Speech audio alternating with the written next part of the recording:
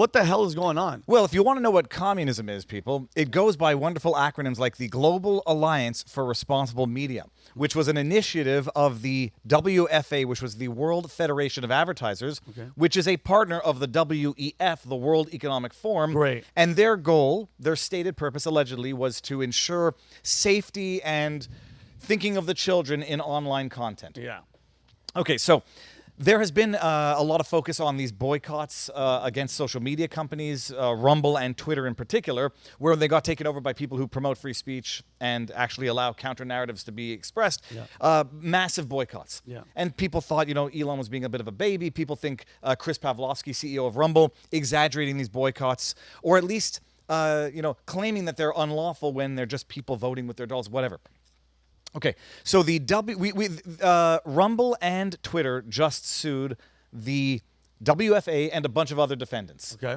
Twitter sued Unilever, Mars, and a bunch of others who were exploiting, arguably, of antitrust monopoly powers to boycott for the purposes of coercing ideological compliance, not safety compliance. So basically, X being so free and they can talk about everybody, these guys are like, we're not going to let you promote Mercedes or whatever. Well, no, what they basically is, the WFA represents 90% of online ad spends. It's $700 or $900 billion annually. Jeez. It's a monopoly of advertising. They get the agencies, they get the products. If you want to become a member, you got to be compliant with safety protocol. Oh, God. The only problem is they quickly went from safety protocol to ideological narrative protocol, and we've now seen this because in the lawsuit that Rumble and Twitter filed, at least in Twitter, if we can bring up the second grab here, they filed an email that came from one of the directors at the WFA saying how Unilever is concerned about this is it? Openly, what is it called? Overtly partisan takes. Can we show this? The Hunter Biden laptop expose. Wait. This is an actual email that's filed as an exhibit in the lawsuit. Okay, so what's it say? And it says here, this is, Rakowitz is one of the directors of, or he's on the board of the WFA. He says, separately, I connected with the 4A's group yesterday, yada, yada, yada. It says Unilever will not trust until they see, what does that say, the data, and have said that they have issues with overtly partisan takes, i.e. the Hunter Biden laptop expose. Wow. So we quickly discovered that this boycott was not about any safety issues because Twitter and Rumble are actually safer for advertisers than YouTube, I would dare say. Yeah. We get evidence that this is actually about narrative control and overt censorship. Wow. They file suit, Twitter and Rumble. Pavlovsky discloses 2 emails. One was from Diageo, which, if you don't know, owns a bunch of alcohol companies, beer, Scotch. Diageo says, we don't want to advertise on platforms that have Steven Crowder and Alex Jones, under no circumstances, except YouTube has Steven Crowder. You got Dunkin' Donuts that said, we don't want to advertise on right-wing content. So Chris Pavlovsky discloses these 2 emails and says this was not about anything related to safety. It was about ideological exploitation of monopolistic powers. Which is illegal? Which is illegal. It violates the Sherman Act. Whether or not this would have succeeded, we may or may not know, because the day or 2 after they file these lawsuits, the WFA, the World Federation of Advertisers, announces that its initiative through the GARM, Global, Global Association, Alliance for Global Responsible Alliance Media. for Responsible Media. They're disbanding the initiative. Oh, really? Rats jumping ship. And you ask yourself, well, why would they do that? Some people say, well, it's to avoid discovery.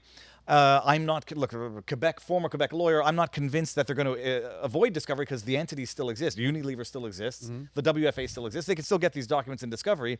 The other flip side argument is they knew that they were causing unlawful damages to companies by wrongly exploiting of their monopolistic powers to affect unlawful boycotts.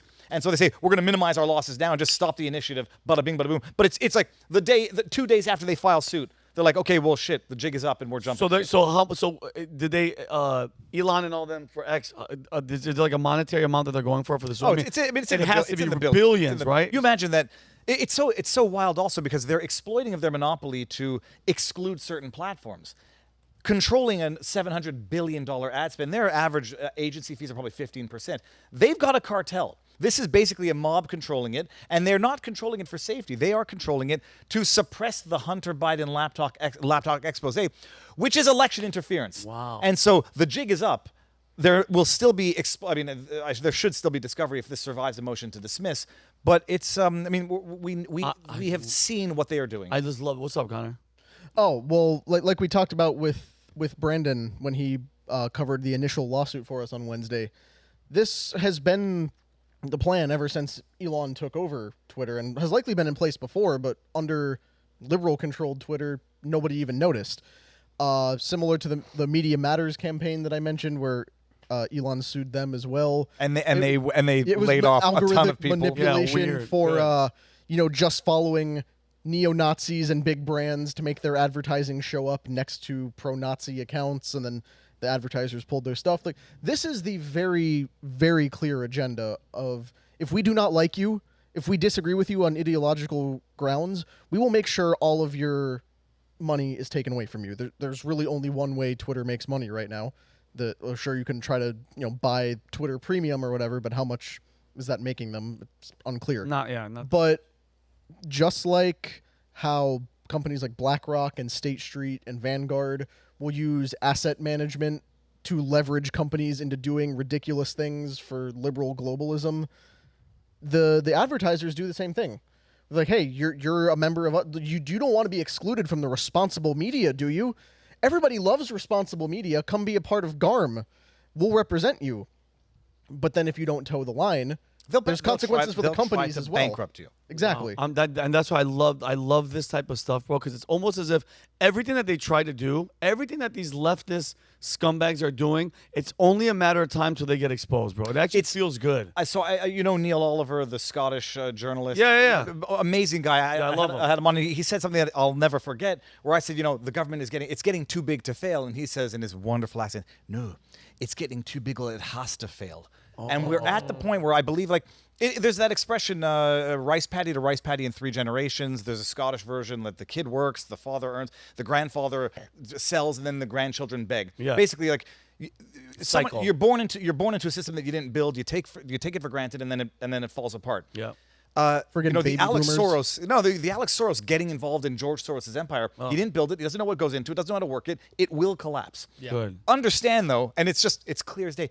We have had the WEF infiltrating elections in the West through these globalist initiatives that are all thinking about the children, and we now know that overtly partisan content. What they are basically saying is we are going to abuse of our monopoly powers to control narrative. It's against our bottom line. It's against the bottom line of our clients. They're paying more for advertising, although we're netting more from the advertising sales. Yeah. And we're going to control the narrative and bankrupt the platforms that allow for free speech. Speaking of elections, Viva, just to work in my VT.com plug for the episode, I just did a report right before we started filming.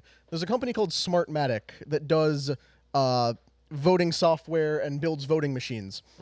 The president and founder of that company, along with 2 other company executives, were just indicted for fraud and money laundering and bribery. Whoa! For bribing election officials in the Philippines to give Smartmatic contracts to do their election. Who was the guy? What was the name? I don't want to mention the name that I remember offhand. Let me pull up VT.com right now. Yeah, so basically, it's I don't know if it's Dominion or any of these other. Roger Panate? Yes. Roger Panate. This company was started to run the Venezuelan elections under Hugo Chavez. Oh, weird. And they now run elections all over the planet. Are they doing are they doing ours? They are involved here as well. Bro, I mean... There were all sorts of allegations that they sold hackable voting software to Dominion in 2020. Nice. And everybody said, Trump, you're insane.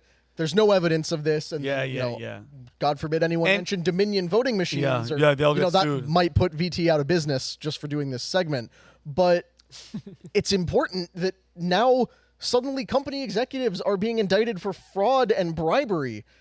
And that's just in the Philippines. Imagine what they're doing here. I forgot who it was. There was I saw a documentary on HBO or Netflix. I don't know what it was. And it was the guy opens. He's one of these guys that works in all these machines. He goes, every machine can be hacked.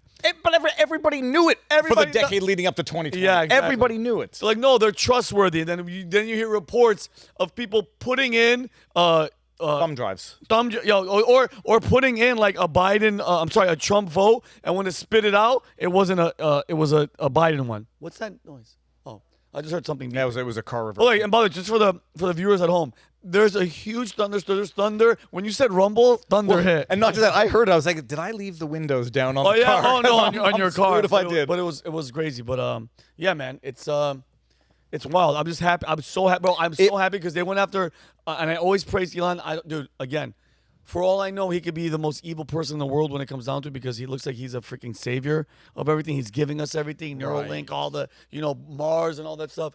You never know. I'm just so happy. Can you imagine what the It would be the greatest heel turn in human history if, like, one day he's just at a press conference and he rips off his mask and it's George Soros. Oh my God! Or just burning. It's like, no, it's my turn. Like, because bro, if you think about it, I mean, but look at what this guy did. This guy spent how many billions of dollars to give us this platform? If it, Rob, really put your mindset here, all of you. If right now Jack Dorsey still owns Twitter, are you getting any of the real news that you're getting? We are all in gulags. What? That would be the reality. What are right you now. really? Where are you? Oh yeah, all your content would be done. Well, but it's not to lionize Elon Musk and say he's a hero. He might have money-based reasons for doing this. He might have a long-term plan. The bottom line is, in the moment right now, but for the grace of God, if he hadn't bought Twitter, I mean, who the hell knows what would happen to Trump right now? Oh, forget it. It'd be, But I want to just finish with this one thing to just make this. It's a load of steaming dog crap that advertisers don't want to advertise on right-wing content. It's a lie. They want to be where the eyeballs are. So, short of being on a decapitation video on YouTube, which is what brought about the first adpocalypse. Yeah. The idea that they want to advertise on Steven Crowder, bullcrap. You got Cadillac running their cars in bad movies. You've got product placement in the most nastiest of movies, drugs, violence. Yep. It's bullcrap. Yep. And the moment that these companies realize they're demonizing half a market that might have more spending power than the market that they're courting, Yes. they're going to turn around and start making different business. Yeah. That was my point, is that when you think about advertising, you want to advertise to customers who have money to spend on the products.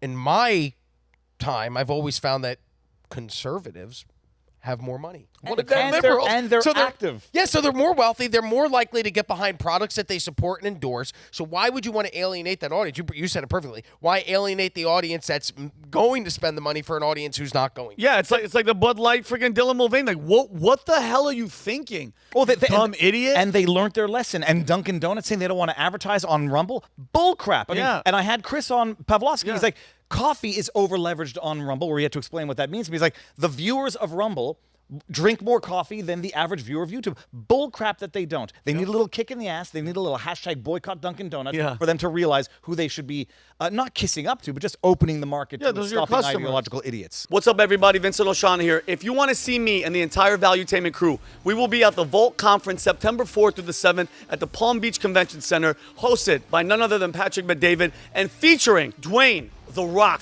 Johnson. Guys, this is the place to be. If you are an entrepreneur and you want to level up, do not miss this opportunity. This is the best place to network. If you want tickets, go to thevaultconference.com. Do not waste time. This thing is going to sell out, and I will see you guys there. Peace and love. So if you like this clip, click right here. And if you want to see more like it, click right here. Stay angry, Patriots.